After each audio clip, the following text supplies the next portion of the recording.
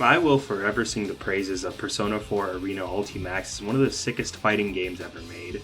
A big part of that is the character design and mechanics, but one of the most appreciable things about this game as an adaptation of an RPG series is the different ways they incorporated certain thematics from those games into it. There's lots of different ways the game does this. Every character has a universal overhead done with 5AB, kind of like Dust in Guilty Gear, but the name of the mechanic is All Out Attack, which is the name of an attack from Persona 3 and beyond. The game's Roman cancel mechanic is known as One More Cancel, another reference to the RPGs, not to mention the sheer amount of unique support and utility skills from the games that the developers somehow turned into specials and supers. There's lots of neat novel stuff like that, but I primarily want to talk about one system that truly encapsulates both this game's insanity and also its ability to work in Persona's gameplay into a fighting game, and that's Ailments. So I would assume I don't have to explain what a status effect is in the context of an RPG, but I do love giving context, so here we go. In Persona, ailments are status effects which can be inflicted on enemies or party members by certain skills. There's quite a few across numerous games, and they can make or break certain battles based on how you use them. That's the broad strokes, so how did they translate this into a fighting game? Well, I remember seeing this really funny tweet expressing hope that they only applied in single player. They don't.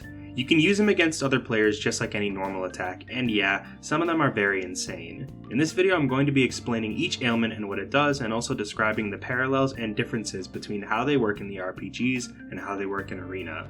Let's go. Ailments in Persona 4 Arena Ultimax work about the same as the RPG. You can inflict them by attacking the opponent with certain moves, and they last about 4 seconds. Combined with the fact that they go away if you get hit, you'll want to try to go ham on your opponent while they're debuffed to capitalize on the mechanic as best as you can. Some characters can only inflict one specific ailment, while some like Elizabeth and Teddy have access to multiple status effects at once. One final note about the mechanic is that you can stack them and have up to 3 ailments active at once on a character. First up, we have Poison. This is a fairly standard one. When a character is inflicted with poison, they take a small amount of damage over time. It works basically the same in the RPGs as it does in Arena. This poison damage occurs in tandem with any combo damage you might be inflicting to the opponent, which can add up to make your output on an opponent in poison state quite devastating. This is especially evident when a character undergoes Awakening, which is guaranteed at under 50% HP for non-shadow types. Awakening grants a defensive boost while under effect, but this boost does not change the damage inflicted with poison, which lets you shred health bars even when your opponent becomes sturdier thanks to Awakening. The most notorious character for this is Adachi, who's able to inflict poison with his C normals after landing Magatsu Mandala. Adachi already has generally high damage, but with Mandala active, you can really put the hurt on enemies with the access to the poison infliction, which lets him absolutely chunky for very high damage. Yosuke is also able to inflict poison with his throw, and Naoto can deal it with her 236C/D Blight. As far as parallels to other fighting games, the main comparison I can think of is in Street Fighter V and VI, where the characters Fong and Aki both have access to a poison mechanic with similar details. Next up is Panic. In the Persona games, Panic, also known as Confusion, mainly has the effect of potentially causing the target to lose their turn.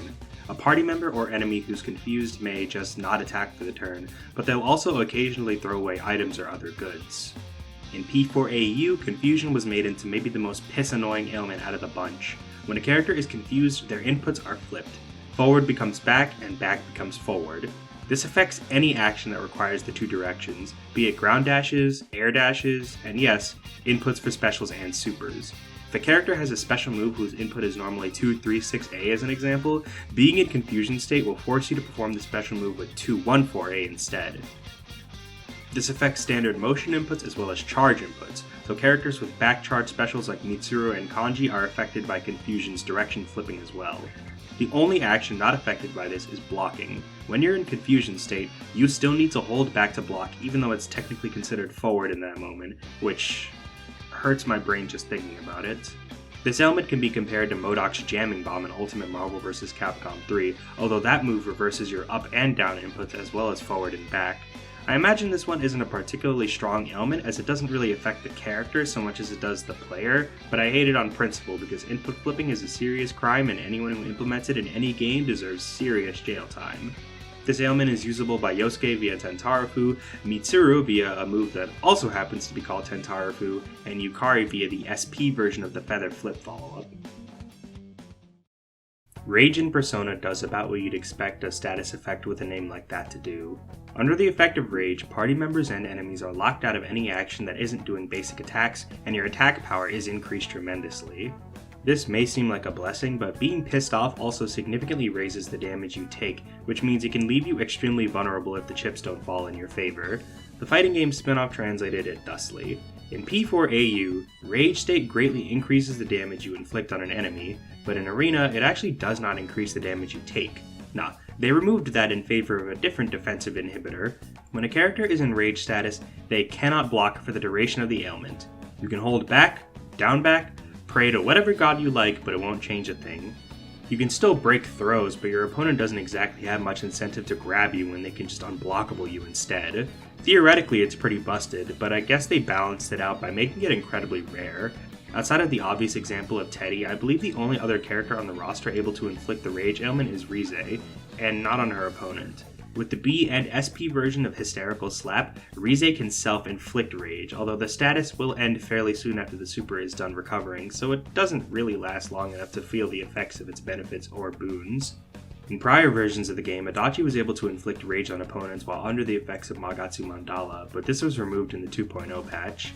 The only other instance I can think of where you can remove your opponent's ability to block is Noob Saibot in Mortal Kombat, and this ability was enough to get him banned in his first real playable appearance, so I guess they made Rage in Persona 4 Arena rare for a reason. One final note. Rage, unlike the other ailments, does not go away if you land a hit on your opponent. You have to wait out the duration of the status effect no matter what. Watch out for that. Fear is one of the more interesting status effects in both the Persona RPGs and in Arena. The RPG version of Fear varies from game to game, sometimes increasing the chances of taking a critical hit or technical, but the most consistent effect is causing party members or enemies to skip turns.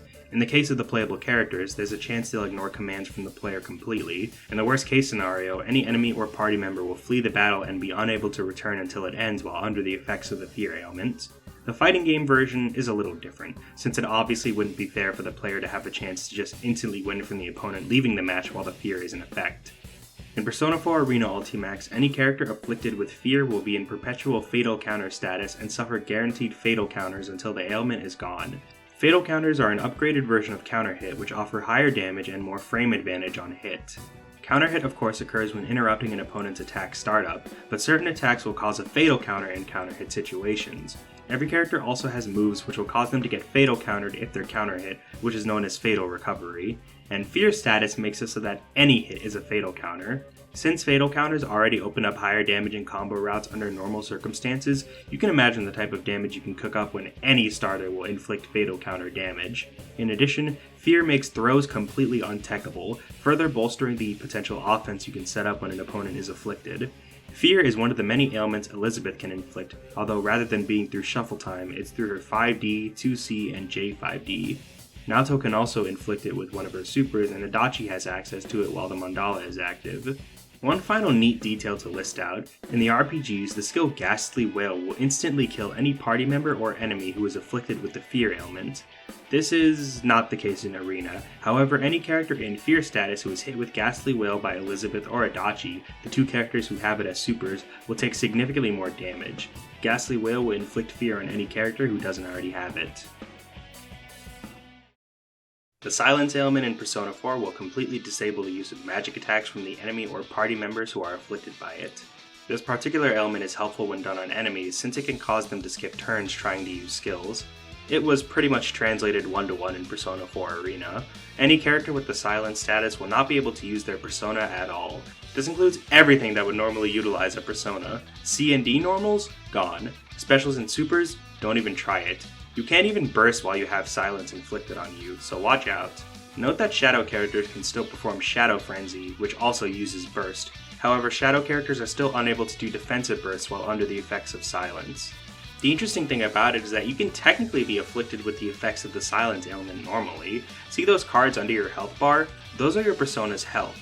If your persona is attacked, you'll lose a card, and losing all of your cards will put you in Persona Break status, which similarly disables C and D normals and all Persona-related abilities. Silence and Persona Break are essentially the same status, although you could argue being able to inflict Persona Break without even needing to attack a persona is pretty nice. Since he does not have a persona, Sho does not lose access to his C and D normals, nor any specials and supers when he's silenced, but he does lose access to burst, I guess just to even the playing field and not make the ailment completely worthless against him. Silence also does not prevent Ken from performing Koromaru attacks with C and D. Charm. Oh boy. This is potentially the most irritating ailment in the Persona games if it goes badly for you.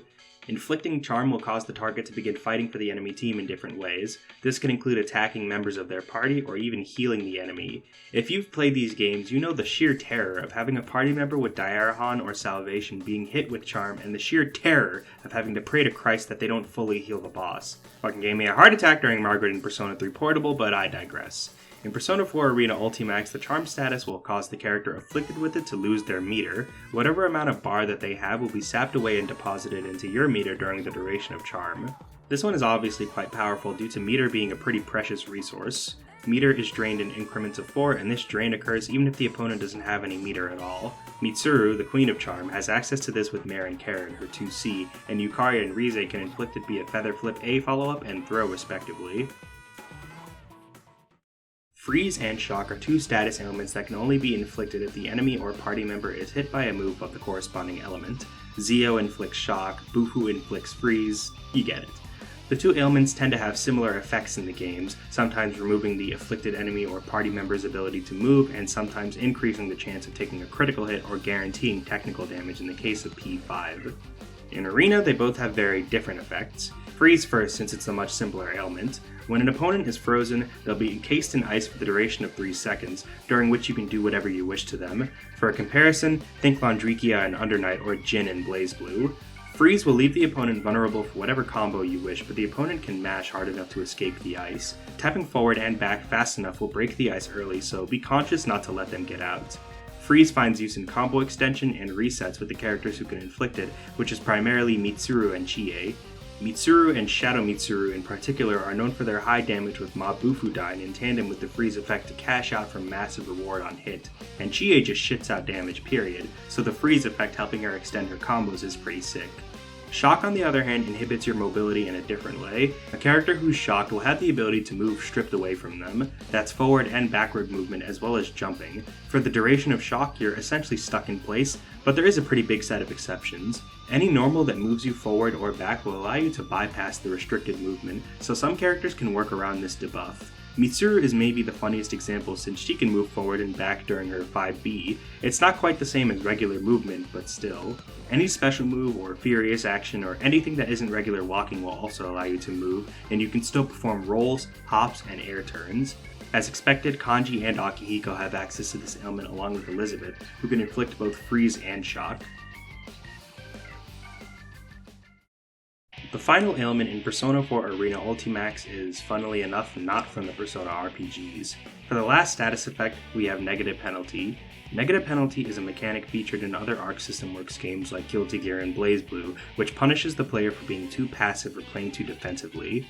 It does different things in different games, but in Persona 4 Arena, Negative Penalty will increase the damage you take by 50%, so it's pretty punishing. But in a game like this, it should theoretically be pretty easy to avoid. This is the only status ailment that every character can inflict, but it's obviously only on themselves. However, Elizabeth is able to inflict Negative Penalty on opponents with Debilitate, which is a counter.